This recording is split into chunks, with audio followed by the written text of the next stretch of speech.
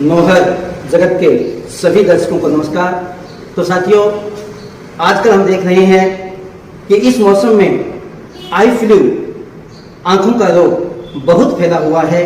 तो साथियों, आज हम इस आई फ्लू के बारे में जानकारी प्राप्त करने के लिए हमारे नौहर के राजकीय चिकित्सालय में कार्यरत डॉक्टर मनोहर लाल जी शर्मा से हम बातचीत करते हैं और इस रोग के बारे में जानकारी प्राप्त करते हैं कि यह रोग क्यों होता है, किस प्रकार से होता है और इस रोग का क्या निदान है। मैं आपकी जानकारी के लिए बता दूं कि पीछे जब कोरोना महामारी आई थी तो उस समय सभी लोग अपने जीवन और मृत्यु के बीच में जीवन का रास्ता खोज रहे थे। तो उस समय डॉक्टर मनोहर लाल जी शर्मा ने अपने आयुर्वेदिक दवाइयों के द्वारा लोगों की सेवा करके उन्हें जीवन दान दिया था। इन्होंने कई जगह कैंप लगाया और बहुत से लोगों को जीवन प्रदान किया अपनी दवाओं के माध्यम से। तो साथियों, आज हम उनसे जानकारी प्राप्त करते हैं आई फ्लू के बारे में। तो चलिए मिलते हैं डॉक्टर मनोहर लाल जी शर्मा से। नमस्कार। नमस्कार साहब। नमस्कार सर। डॉक्टर साहब, पहले तो आपका हमारे नौहर जगत चैनल की ओर से हार्दिक अभिनंदन है, स्वागत है। बहुत बहुत धन्यवाद सर। सर, आपसे आज कुछ आंखों से संबंधित जो आई फ्लू रोग है उसकी जानकारी प्राप्त करने के लिए आए हैं। डॉक्टर साहब, पहले तो ये बताएं कि यह जो रोग है आई फ्लू, यह क्या है, क्यों फैलता है? सर, ये एक वायरस जनित रोग है जी, जो विशेष करके वर्षा ऋतु के अंदर ज्यादा फैलता है जी। इसमें ज्यादा मौसम में नमी हो जाती है जी, और इस कारण से ज्यादा ग्रोथ करने का टाइम मिलता है वायरस को। जी जी। और सबसे ज्यादा ये इसके जो कारण है जी, जो ये अधिक गर्मी होती है, अचानक इसमें नमी का वातावरण हो जाता है जी, एकाएक शीतल जल पीने से भी, एकाएक अचानक गर्म पानी पीने से भी, या बहुत ज्यादा वस्तुओं को लगातार देखने के कारण से भी, बहुत ज्यादा या मौसम में है जो वायरस जनित जो एक कीटाणु फैले रहते हैं, धूल धुआं धूप अचानक जिस कारण से उत्पत्ति होती है, तो आंखों में लगातार इसका प्रवेश होता रहता है और वायरस को इसमें फैलने का मौका मिल जाता है। अच्छा, तो डॉक्टर साहब, ये जो आंखों में वायरस जनित जो रोग है, ये आपने बताया कि अधिक ठंडा पीने से या अधिक गर्म पीने से या किसी जगह एक नजर ज्यादा देखने से, जैसे आजकल देखते हैं कि लोगों का मोबाइल के ऊपर ज्यादा ध्यान रहता है, ये भी कारण बन रहा है सर। बिल्कुल बिल्कुल सही है। और साथ में आजकल देख रहे हैं कि मोबाइल के अलावा लोगों का कंप्यूटर के ऊपर ज्यादा काम व्यस्त रह जाता है, तो इससे भी शायद ये ज्यादा फैलता होगा। बिल्कुल साहब, ये लगातार जो अपन देख रहे हैं जी, अति हर चीज में बुरी हो रही है सर। छोटे छोटे बच्चे से लेके बड़े से बड़े तक, जी जी, तो उनके 4 आवर में से कम लोग 8-8, 10-10 घंटे तक कंप्यूटर और मोबाइल का यूज कर रहे हैं, जो वास्तव में बहुत ही हानिकारक है। इससे हमें बचना चाहिए और विशेष रूप से छोटे बच्चों को तो विशेष ही बचाव करना चाहिए। हाँ, समय एक चीज और यहाँ पर एक जिज्ञासा उत्पन्न होती है कि ये जो वायरस है, तो इसमें क्या कोई बड़ों के ज्यादा फैलने का या कोई छोटों के ज्यादा फैलने का इस प्रकार का कोई रहता है, या वायरस के सामने आया वो उन्हीं आंखों का अपना शिकार बना देता है? सर, इसमें जो भी है, अगर किसी एक बच्चे के हो गया, चाहे एक बड़े के हो गया, किसी के भी हो गया, तो इसके वायरस फैलने के अगर उस कमरे में अगर उसके तौलिया, उसकी रुमाल, उसके पीने के जो बर्तन है या जो हाथ रुमाल है, अगर किसी भी तरह से उसके टच हुए हैं, जी जी, अगर हम उसी तौलिए को या रुमाल को टच करते हैं तो अपने अंदर फैल जाएगा। तो सर, आपके कहने का तात्पर्य ये है कि यह एक संक्रामक रोग है? बिल्कुल सर, ये एक संक्रामक रोग है, ये वायरस जनित रोग है जो कि आगे से आगे फैलता है। बिल्कुल। तो सर, ये इस रोग के लक्षण क्या है, कि हमें कैसे पता लगेगा कि इस आंख में आई फ्लू ही है? सर, इसमें सबसे पहले तो एक दर्द होना शुरू हो जाएगा। अच्छा, आंखों में दर्द होगा? बिल्कुल, एक धड़कन जिसको बोलते हैं, जी जी, वो होना शुरू होगी। जी, थोड़ा बढ़ जाता है तो उसमें ललाई आनी शुरू हो जाएगी, उसके बाद में सूजन आनी हो जाएगी, और जैसे सुई चुभती है जिस तरह कड़काहट होनी शुरू हो जाएगी, और उसमें दर्द होगा जिसे हमारी भाषा में शूल बोलते हैं, और एक श्राव होना शुरू हो जाएगा जो गाढ़ा होगा और चिपचिपा होगा। अच्छा अच्छा, यानी कि पानी का गाढ़ा चिपचिपा श्राव होगा? बिल्कुल होगा, और आंखें चिपनी शुरू हो जाएगी। जी जी जी, उससे आंखें और चिपकती है? बिल्कुल चिपकती है सर। तो सर, इस प्रकार से जब रोग हो जाता है तो हमें इसके निदान के लिए क्या करना चाहिए? सर इसके निदान के लिए अपने को सबसे पहले तो आंखों के लिए डॉक्टर के पास जाना चाहिए, जी। चाहे वो डॉक्टर आयुर्वेद का हो, चाहे होम्यो का हो, चाहे एलोपैथी का हो। जी। सबसे पहले अपने को जांच करवानी चाहिए। बिल्कुल बिल्कुल। साथियों, डॉक्टर साहब ने बहुत अच्छी बात बताई है कि यदि हम इस प्रकार के लक्षणों को देखते हैं तो सबसे पहला काम यह है कि हमें जो भी चिकित्सक उपलब्ध हो उस चिकित्सक के पास में जाकर के उस रोग को दिखाना चाहिए और उसके बारे में जानकारी प्राप्त करके उचित इलाज करवाना चाहिए। बिल्कुल सही डॉक्टर साहब। हाँ डॉक्टर साहब आगे। हाँ सर, इसके जो अगर इसके इलाज के लिए सोचे अपन, जी। घर में एक साधारण रेमेडी होती है आजकल, जी जी। तो कम से कम वो अगर कहीं किसी डॉक्टर के पास नहीं पहुंचते हैं, जी जी। तो सबसे पहले अपने हल्दी अपने घर में मौजूद होती है, जी जी। तो कम से कम 1 चम्मच हल्दी, जी 1 चम्मच सुगरा बसम जिसको फिटकरी बोलते हैं, जी जी।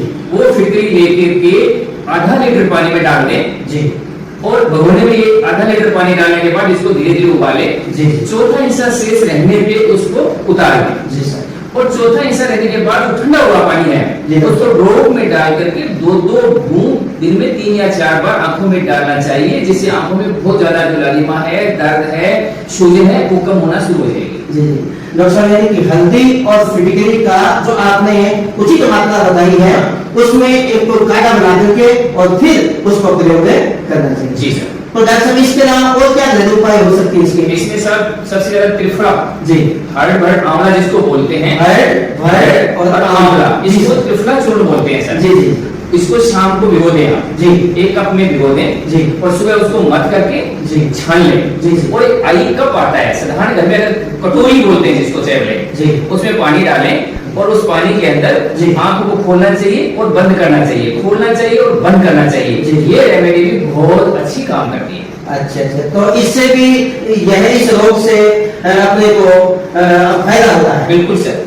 और इसमें हमारे आयुर्वेद में त्रिफला घृत भी आता जी। है, जो इस मौसम में सभी को 1-1 चम्मच से लेकर के 2 चम्मच तक सुबह सुबह दूध के साथ प्रयोग करना चाहिए।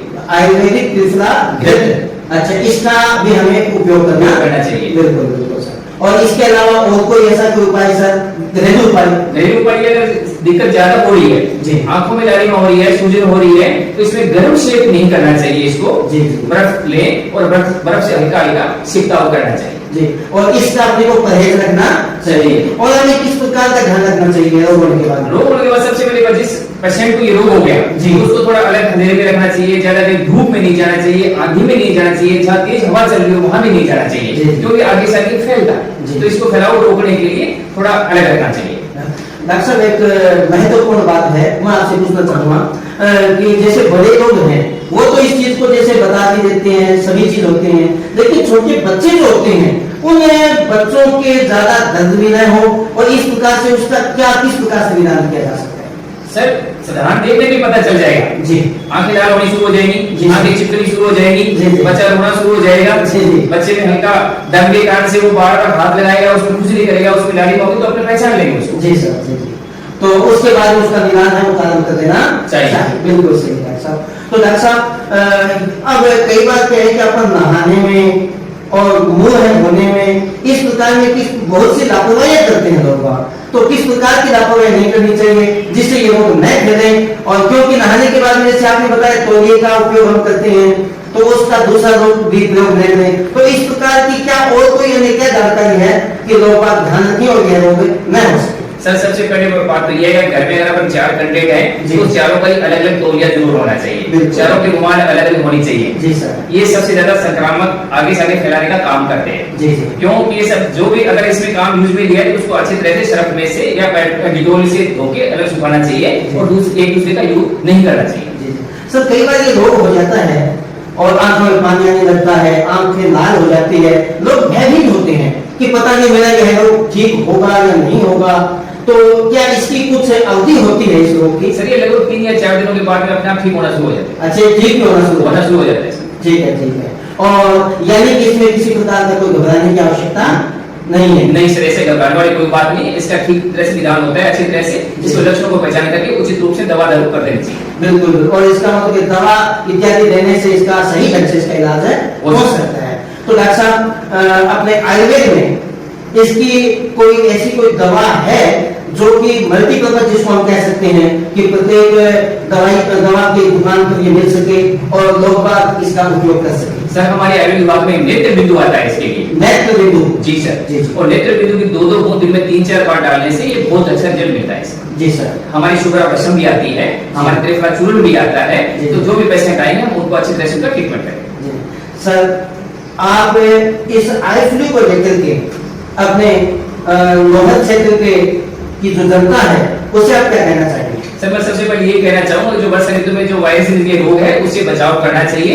ज्यादा इसमें धूल से बचाव करना चाहिए। अगर किसी को हो भी गए है तो तुरंत ही चिकित्सीय सलाह लेनी चाहिए। तुरंत चिकित्सीय सलाह लेनी चाहिए। तो डॉक्टर साहब इस रोग में जैसे किसी बीमार व्यक्ति को हो जाता है तो क्या उसमें कोई और कोई आगे गंभीर स्थिति भी हो सकती है क्या? सर ज्यादा गंभीर स्थिति इसमें नहीं होती है। अगर ज्यादा कंजक्टिवाइटिस में बोलते ज्यादा आपकी चिपकी शुरू हो जाती है, इसके कारण से हल्का सर में दर्द होना, कान में दर्द होना, गले में दर्द होना, ये लक्षण भी हो सकते हैं साथ साथ में। अच्छा अच्छा। लेकिन उसकी दूसरी जो चिकित्सा चल रही है वो चलने देना चाहिए और आंखों में डालने वाले ड्रॉप वगैरह दूर डालना चाहिए। जैसा कि डॉक्टर साहब ने बताया कि इस रोग से सर में दर्द, गले में दर्द, कान इत्यादि में इन स्थानों में जब दर्द हो तो किसी प्रकार से घबराने की आवश्यकता नहीं है और इसका इलाज है वो सुचारू रूप से हमें करना चाहिए। तो डॉक्टर साहब अंत में मैं रोगियों को लाभ हो इस प्रकार से ऐसा कोई उपाय, ऐसी कोई चीज आप बताएं और ताकि दर्शक उस चीज का उपयोग कर सके और ये रोग हो ही नहीं होंगे। तो ऐसा कुछ आप बताएं सर। सबसे ज्यादा से ज्यादा अपने को आंवले का प्रयोग करना चाहिए। इसमें विटामिन सी भरपूर मात्रा में पाई जाती है। ज्यादा से ज्यादा हल्दी अपने घर में होती है जो सबसे पहले हीलिंग का काम भी करती है, एंटीबैक्टीरिया भी काम करती है, सारा ज्यादा एंटीसेप्टिक एंटीबायोटिक भी का सबसे काम ज्यादा करती है ये। तो हर घर में अपने हल्दी मौजूद होती है तो इसमें 1 से 2 ग्राम दही यूज करनी चाहिए। बिल्कुल सर। सर आपने जैसे आंवले का प्रयोग बताया तो आंवले का प्रयोग कैसे चूर्ण के रूप में करें या मुरब्बे के रूप में करें, किस प्रकार से करना चाहिए? सर ये चूर्ण रूप में भी आता है, कैंडी रूप में बनाया जा सकता है, मुरब्बे रूप में बनाया जा सकता है, इसके अलग तरह से बनाए जा सकते हैं। जी सर जी।